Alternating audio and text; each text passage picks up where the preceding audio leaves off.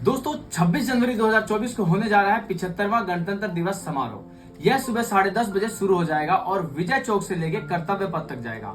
जैसा कि हर साल 26 जनवरी का कोई ना कोई थीम होता है, तो इस साल की थीम का नाम है विकसित भारत एंड भारत लोकतंत्र की मातृता, which highlights the fundamental qualities of India as a democratiser. जैसा कि हर साल हमारे देश में इस अवसर पे एक मुख्य अतिथि आते हैं, तो इस बार जो है फ्रांस के प्रेसिडेंट इमैनुअल मैक्रोन आ रहे हैं। हालांकि हमने जो है सबसे पहले अमेरिका के राष्ट्रपति श्री जियो बाइडेन जी को आमंत्रित किया था, परंतु उनका बिजी शेड्यूल होने की वजह से हमने जो है फ्रांस के प्रेसिडेंट इमैनुअल मैक्रोन जी को इनवाइट किया है।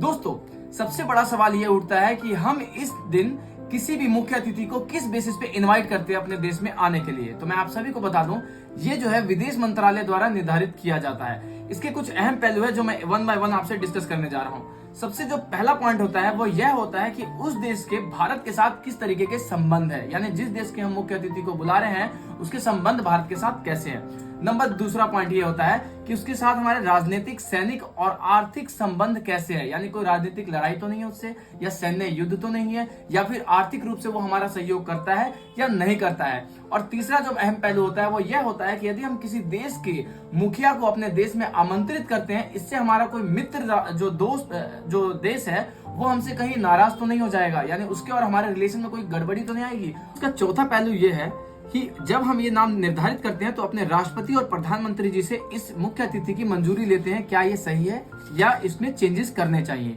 और जो अगला पहलू होता है, यानी जो फिफ्थ पहलू है, वो यह है कि जब हम कोई नाम निर्धारित कर लेते हैं तो अपने देश के राजदूत यानी एम्बेसडर से ये रिक्वेस्ट करते हैं कि उस मुख्य अतिथि की उपलब्धता को चेक करे, क्या वो हमारे इस अवसर के दिन अवेलेबल है या नहीं है। यदि और जो नेक्स्ट पॉइंट है वो ये है कि जब हम ये नाम डिसाइड करते हैं तो हम अपने ऑप्शन लिस्ट में भी 2-3 को रखते हैं, ताकि अगर जो टॉप पे है अगर वो अवेलेबल नहीं है तो सेकंड वाले को हम इनवाइट कर लेंगे, फिर थर्ड वाले। जैसा कि इस बार किया गया था, हमारी जो प्रायोरिटी थे वो अमेरिका के राष्ट्रपति जियो बाइडेन जी थे, परंतु वो उस दिन उपलब्ध नहीं थे, इसलिए हमने अपने दोस्त यानी जो फ्रांस है उसके प्रेसिडेंट इमैनुअल मैक्रोन जी को इन्वाइट किया।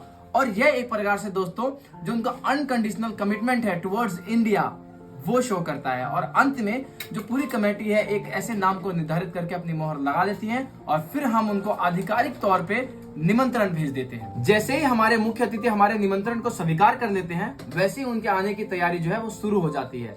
लगभग इस प्रक्रिया में 6 महीने पहले से ही विदेश मंत्रालय शुरू कर देता है। दोस्तों, मैं आपको बता दूं, आधिकारिक तौर पे हमारे देश के जो प्रथम नागरिक है यानी हमारे राष्ट्रपति, वो उनका स्वागत करते हैं। और जैसे ही मुख्य अतिथि हमारे देश में प्रवेश करते हैं तो उनका गार्ड ऑफ ऑनर राष्ट्रपति के सामने किया जाता है।